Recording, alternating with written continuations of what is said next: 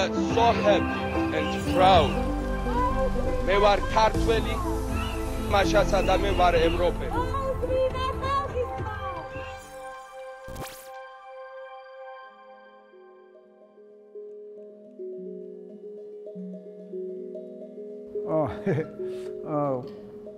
არა დამოუკიდებელ ქვეყანაში ჩემთვის თავარი ოცნება იყო დამოუკიდებლობა რა.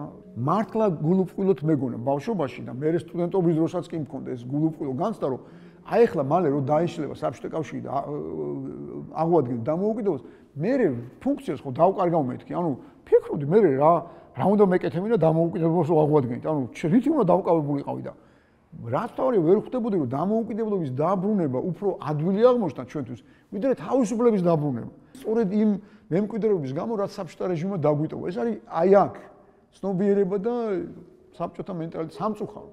იმიტომ ეხლა ჩვენი შვილები რო დგანან ჩვენს სავით ქუჩაში ბოდიშს უხდით სულ რომ ისა რომ ვერ შევძელით ისეთი სახელმწიფო შექმნა რომ მათ აღარ უწევდეთ.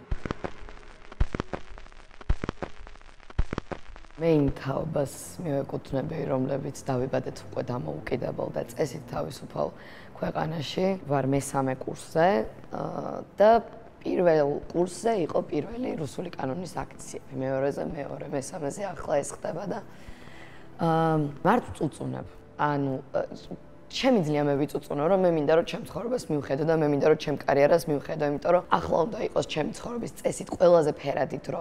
მაგრამ უფრო ღირებულ რაღაცებს ვწდი, მე ვფიქრობ ახლა და ჩემთვის უფრო მნიშვნელოვანია ამ ბრძოლაში ყოფნა. პატარა ვიყავი მე რა კოსტავას სიტყვები რომ მოვისმინე რომ დადგება დრო, როცა იცხოვრებ დამოუკიდებელ საქართველოში, მაგრამ თავისუფლებისთვის როცა შეწყვეტ ბრძოლას, მაშინ დაკარგავთ ამ დამოუკიდებლობასაც და გავრილოვის ჩამოსვლა იყო ჩემთვის პირველი სიგნალი, ასე ვთქვათ, რომ იმის მიუხედავად, რომ დავიბადეთ და ხვდა წილად ის ფაქტი, რომ დავიბადეთ დამოუკიდებელ საქართველოში, დაცვა აუცილებლად ჭირდება ამ მონაპოვარს. ყველა თუ სცენარში ვართ, რაც მიფიქრია და ეს სცენარი კიდე არის დასაწყისი, ეს არ არის ბოლო. ხედავთ, რომ ქვეყანას, რომელსაც თავს დაესხნენ და რომლის ოკუპირებაც არის მომხდარი, ის ქვეყანა ზის და საკუთარ თავს ასამართლებს და ადამიანებს, ვინც ომში იყვნენ და ვინც, რა ვიცი, გაწირეს თავისი სიცოცხლე ამ ქვეყნის გამო, იმ ადამიანებს ეჩხუბებიან, ებლატავებიან და ამ რეალობას უყურებთ დღეს და ამ რეალობის ესე ყურება როგორ შეიძლება ვერ ხვდება. ყველაფერი ზედაპირზე ამოვიდა და უკვე ძალიან კარგად ჩანს, ვის რა ფასეულობა აქვს, ვინცად დგას ის ადამიანები, ვინც იტყუებოდნენ, რომ ეს მთავრობა უნდა იყოს მხოლოდ იმიტომ, რომ არ დაბრუნდეს ძველი, იმიტომ რომ ძველი იყო კრიმინალი და აწამებდა ხალხს, თავები გაყიდეს, იმიტომ რომ დღევანდელ იგივე საქციელზე და იგივე მოცემულობაზე თვალს ხუჭავენ. ანუ რეალურად აღიარეს, რომ მათ უსამართლობას არ ებრძოდნენ, ისინი ებრძოდნენ კონკრეტულ ადამიანებს, რომლებიც მათ დისკომფორტი შეუქმნეს. პატარა რო ვიყავი და ბიბლიის კითხვა რო დავიწყე, არ ვიცოდი, ვერ ხვდებოდი მოსეს ამბავი რას ნიშნავდა, რომ 40 წელი დაყავდა, იმიტომ რუკას რო მიყვარდა რუკების დათვალიერება. რო დავხედავდი რუკას, იქვე იყო ეგვიპტესთან ისრაელი. ანუ რა თუნდა 40 წელი ეგვიპტიდან იქ მისვლა.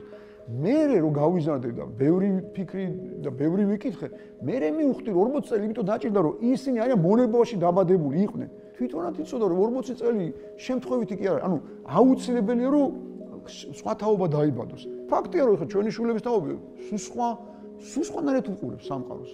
მე გონია რომ ეს კარგია, ანუ ესე უნდა იყოს. ილე ჭავჭავაძე მეც არაფერს არ ამბობდა. ილე ჭავჭავაძე სინამდვილეში თავის მამებს რო უპირისპირდებოდა ეს იყო თავისუფლების საკითხი სინამდვილეში. ჩვენ გვეუბნებოდნენ, ასე გვასწავლდნენ სკოლებში, რომ ენა იყო ისაო, რა ქვია, სადაო. არაფერი ენა არ იყო სინამდვილეში. ენაც იყო შესაძლოა ზოგჯერ, მაგრამ სინამდვილეში ეს იყო თავისუფლების საკითხი. სინამდვილეში ილიას თაობა ვერ ეგუებოდა იმ თაობას წინათავს, რომელიც შეეგუა რუსეთის დაპყრობას. ეგ იყო სინამდვილეში. ხო და ჩვენი შვილები თულსაც არ ეგუებენ და თავისუფლებას და დამოუკიდებლობის დაკარგვა ვერაფერს ვერ შეეგუებიან.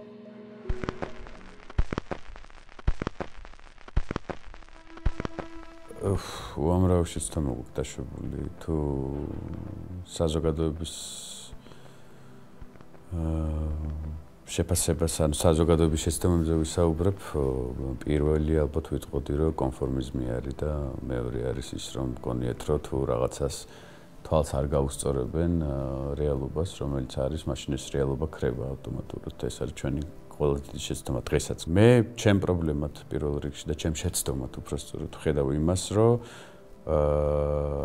არ ვიყავი იმდენად ყურადღებიანი, რამდენადაც ყურადღებიანი და ყოფილიყავი იმ სოციალური პრობლემების, რა სოციალური პრობლემების დღეს საქართველოში დგას, იმიტომ რომ მე რამდენიმე ხნის წინ ვიყავი გურიაში ჩასული და გურიაში რაც ვნახე, არის დანაშაული მართლა. ჩვენი მხრიდანაც დანაშაული აღარ მაქვს ლაპარაკი თქვათ კონკრეტულ პარტიებზე და მთავრობებზე. ის მდგომარეობა რაც მე ვნახე არ იყო მარტო სტიქიიდან გამოწვეული, ეს იყო ძალიან დიდი ხნის რაღაცა მიტოვებულობისგან გამოწვეული. ეს ხალხი არიან მიტოვებულები, ეს აბსოლუტურად მოწყვეტილები არიან გარე სამყაროს. ჩვენ საუბრობთ, რომ ადამიანის უფლებები, განათლება, დამოუკიდებელი სასამართლო, ხო რაღაც ბევრ პრობლემაზე ვლაპარაკობთ. ხშირად არის პრობლემები ისეთი, რომელიც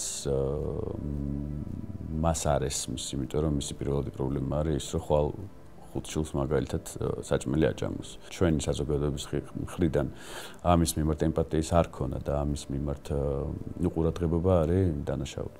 პირველად ხდება, რომ პროცესების წარმმართველი არის არა რომელიმე ლიდერი, არა რომელიმე პოლიტიკური პარტია, არამედ თვითონ ხალხი და თვითონ თაობა.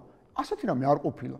ეს არის ყველაზე სახალხო მე რასაც მოსწრება. აი პირდაპირ გაგებით სახალხო მოძრაობა და სახალხო აქცია. ასეთი ხანგრძლივობაც მე არ მინახავს, იმიტომ რომ ჩვენ ხო იცით მაინც ახლა დიდგორი გვაქვს მოგებული უნიკალური ომი, ხო? ორ დღეში მოგებული გვაქვს მაგარი ბრძოლები, მაგრამ მესამე დღეს რომ გაგზავნილიყო ეგ არ ვიცით. ესეთ გზელვადიანი 100-ზე მეტი დღე არის უკვე ხალხი ქუჩაში დევს და უპირატებას ანიჭებს იდეას. ასეთი რამე მე არ ვიცი, რომ ესე ხო გესმით, თან ეს ვინ არის ეს ხალხი? ამას არაფერი არ უნდა ამ ადამიანებს, არ თანამდებობა უნდათ, არ ძალაუფლება უნდათ. ანუ ამ ხალხს მართლა უნდა თავისუფლება, ანუ მართლა იდეის მომხრე ხალხია. არ მინდა რომ ეგონოთ, რომ ის ადამიანები, ვინც გარეთ გავართ და გვაჯარიმებენ და რისკის ქვეშ ვაყენებთ ყოველდღე ჩვენ თავს ნებისმიერ წამს შეიძლება დაგვიჭირონ, ნებისმიერ წამს შეიძლება გვცემონ, ჩვენ არ გვეშინია, ჩვენც გვეშინია. უბრალოდ ვლახავთ ამ შიშს, იმიტომ რომ ბევრად უფრო საშიში შეიძლება იყოს ხვალინდელი დღე, ვიდრე არის დღევანდელი დღე, თუ ჩვენ ისე შევშინდებით, რომ გარეთ აღარ გამოვვალთ. ძლიერები კი ვართ, მაგრამ ყოველდღე გვეშინია, ვიტყვი ამას.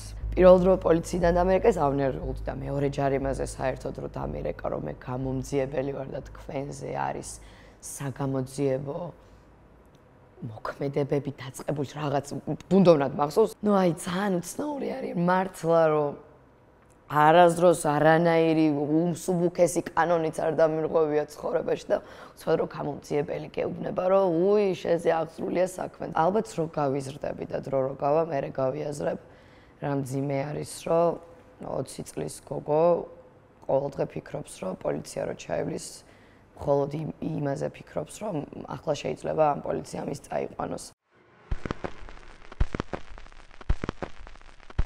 დამაბერა. ვიტყოდი, რომ ის აი რაღაცებს თუ ადრე შემეძლო რომ თვალი დამეხუჭა და რაღაცა მაინც ბავშვურად გამეგრძელებინი ცხოვრობენ რომ აი რაღაცა რომ ყველაფერზე ხო არ მივცემ რეაქციას მე ხო ჩემთვისაც ხო მინდა სივრცე და ხო მინდა რაღაცა დღეს ეს კონცეფტი შემიცვალა აღარ არის ჩემი არც სამსახური არ მაქვს აღარც გასართობად არ დავდივარ არაფერზე ჩემსაზე ესე ამ კუთხით არ ვფიქრობ და არ მეფიქრებ მე მჯერა რომ გავიმარჯვებთ და მე მჯერა რომ საქართველოს ოდესღაც იქნება თავისუფალი დამოუკიდებელი და ლაღი. სხვა გზა არ არის, უკან დასახევი გზა არ არის და სამუდამო არაფერი არ არის და ვერც ეს რეალობა ვერ იქნება სამუდამო და ამ რეალობას აუცილებლად შევცვლით. ახლა რაც ხდება, ეს ხო ახლა არ დაწყებულა. 1801 წელს დაიწყო და 1802 წელს უკვე ავჯანყდით. ანუ სულ რამდენიმე თვეში ავჯანყდით. და ეს აჯანყება არ დამთავრებულა. სანამ საქართველოს არ იქნება დამოუკიდებელი რუსეთის იმპერიისგან, ეს არ დამთავრდება. მახსოვს რომ ერთმა ადამიანმა დამისვა შეკითხვა, რომ აი ყველა რა შებრუნდეს სახლშიო. შენც შებრუნდებიო? არა, იმიტომ რომ ეს გარდა იმისა, რომ ერთმანეთისთვის ვიბრძვით პირველ რიგში, მაინც ეს არის ინდივიდუალური ბრძოლა.